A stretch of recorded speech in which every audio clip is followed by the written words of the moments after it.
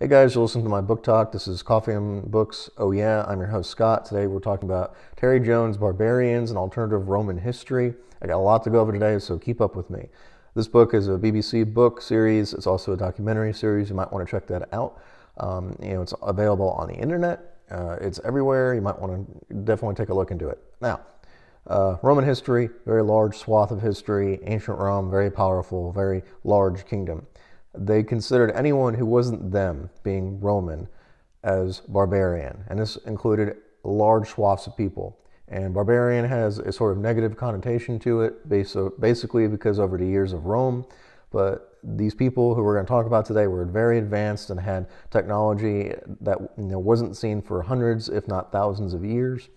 We had people such as the Gauls, the Franks, the Germans. You had people in Dacia. You had the Vandals, the Huns, all these different groups of people that are involved with Rome, and it ranges from the beginning of the empire all the way to the end of the Western Empire, and even into the more modern era of the medieval ages. But let's get into it. All right, so who are these groups of people? Gaul was basically the French. They were highly civilized in the sense of that they had their own religion. They had Druids and other people like in Britain that were involved.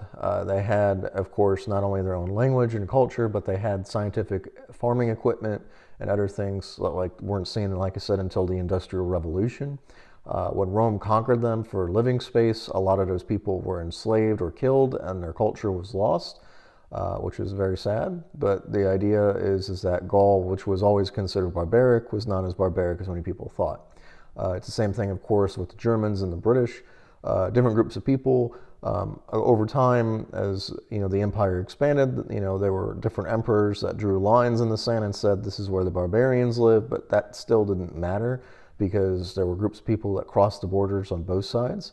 Now you get into people such as Attila the Hun and the Huns, and you get into the Goths like Visigoths, and you get into the Vandals. We're talking about groups of people that were domestic wanderers that basically showed up out of the blue kind of one day, mainly because they were on a lookout for resources to keep themselves alive, such as food. Constant warfare was a thing that plagued the Roman Empire. And basically these different groups of people managed to band together and fight and take over the empire. Is that how many people imagine it? But that's not exactly true.